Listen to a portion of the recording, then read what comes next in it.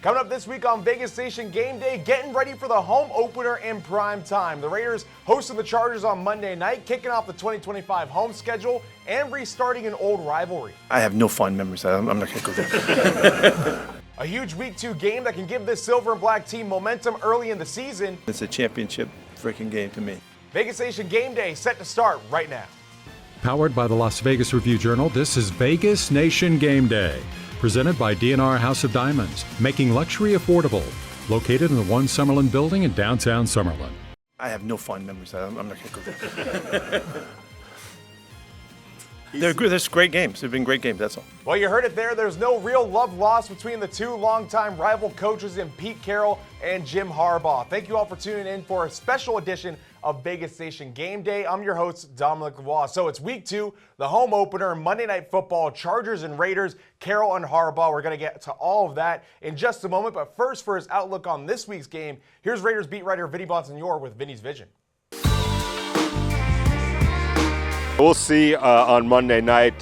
Brock Bowers didn't sound entirely sure he was going to be able to play. That will be a game day decision with the left knee injury. If he can't go, Ian Thomas will take over his role. Michael Mayer will stay exactly where he is and play his tight end position. I would expect Michael Mayer's volume to go up, but his responsibility is going to stay the same. It'll be Ian Thomas, who had a real strong training camp, taking over for Brock Bowers in that scenario if Brock Bowers can't go. There's a lot of different ways to look at this. One, confidence for the Raiders moving into Week 3 against the Commanders next week in Washington, D.C. You'd really like to go into that game 2-0. Number 2, sending a message to the rest of the division, the rest of the AFC, that the Raiders are for real.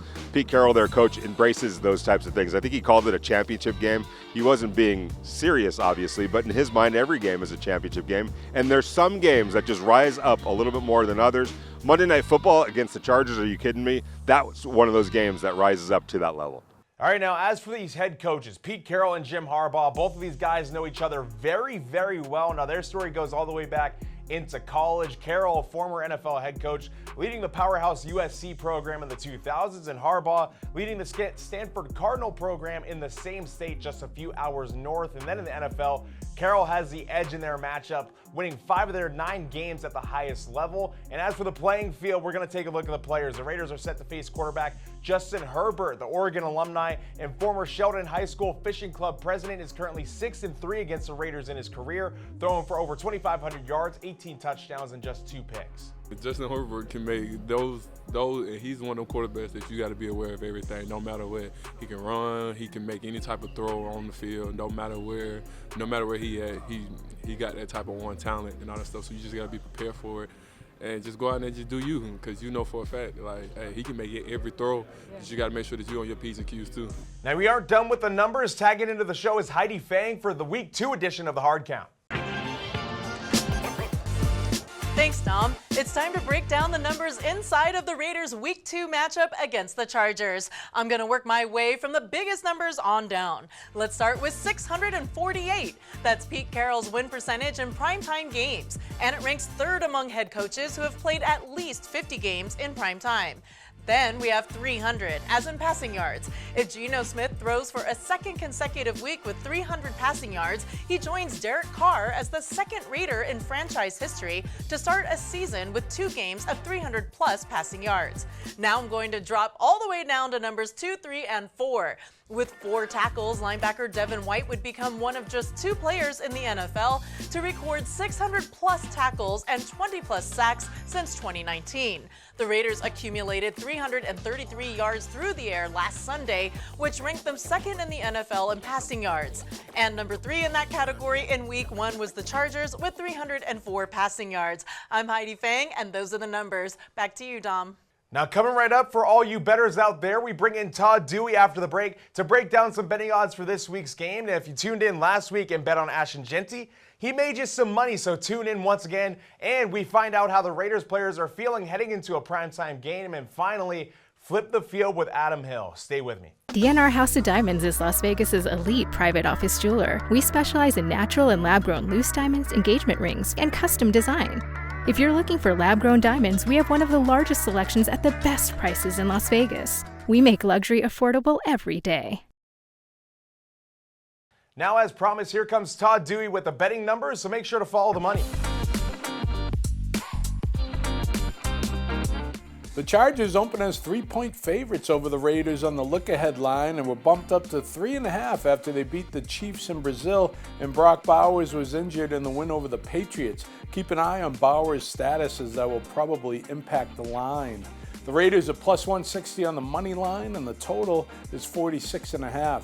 Ashton Genty cashed tickets for bettors when he scored a touchdown in his NFL debut, and he's the minus 127 favorite to score a touchdown in the Raiders' home opener. He's also the 5-1 favorite to score the game's first touchdown, and his rushing yards prop is over under 69.5. Geno Smith's passing yards prop is 244.5, and he's even money to throw over 1.5 touchdown passes. Jacoby Myers pays 10-1 to be the game's first touchdown scorer and plus 165 to score an anytime TD. And now for a look at the Chargers, we flip the field with Adam Hill. It's Adam Hill. It's time to flip the field and take a look at this week's opponent, the Los Angeles Chargers. A little bit different look for the Chargers. Obviously, Jim Harbaugh and their offensive coordinator, Greg Roman, known for their run games. But this Chargers team has a lot of talent in the passing game with Justin Herbert at quarterback, Quentin Johnson, a former first-round pick at receiver, who's really coming into his own, Ladd McConkey, one of the bright stars in the league, and of course, Keenan Allen, who returned, kind of looked like he was over the hill a little bit, maybe lost a step. Not the case in week one. He really thrived getting back with Justin Herbert. So it's a really explosive receiving core, and they were airing it out. They were taking advantage of those weapons in week one against the Chiefs. Really paid dividends for them. We'll see if they stick with that or if that was just a game plan specific thing. But it sounds like they're going to be a passing team, which is going to really test the Raiders secondary this week. And of course, they can still run the ball too. Omarion Hampton, a young running back picked in the first round, as well as Najee Harris coming back into the mix with them. So they've got a lot of talent on offense. It's going to be a tough matchup for the Raiders, but they're going to have to be able to slow them down because it's going to be tough to score on the other side as well against the Chargers' tough defense. A tough game for the Raiders against a very talented Chargers team. Now, Monday Night Football. It's what dreams are made of for kids who grow up playing the sport. Plus, it's the home opener for the Raiders. So how special is that for those in the locker room? Some of our guys, when they're little kids, were dreaming about playing on Monday night, so it is a big deal. We have to handle it really well. If you look at our days in Seattle, we've done pretty well on Monday night, and expect to continue to find that consistency that you need in that situation, and not let everything get to your head and take you out of your game. So it's a really big deal to have this opportunity for us because we have a couple other primetime games coming up later on in the schedule, and I want our guys to really embrace those opportunities. It's another game. Football's football, no matter where you play, no matter when you play. I take it personal, no matter where it is. It's just another game, and to me, if you let those things affect you, then you're not in the right mind state. So I like to remain focused and stay solid. Inside here in this building, it's another game. Every game's a championship game for us. It's huge. I think the entire world is looking at you. And again, like you'll hear from me time and time again, it's huge, but it's not. It's football at the end of the day.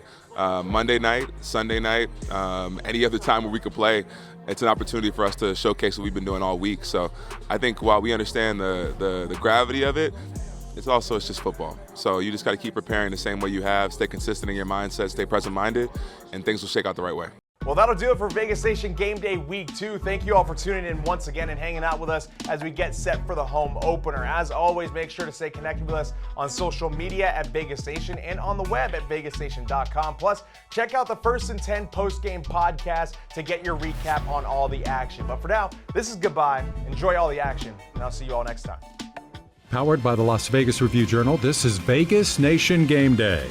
Presented by D&R House of Diamonds, making luxury affordable. Located in the One Summerlin building in downtown Summerlin.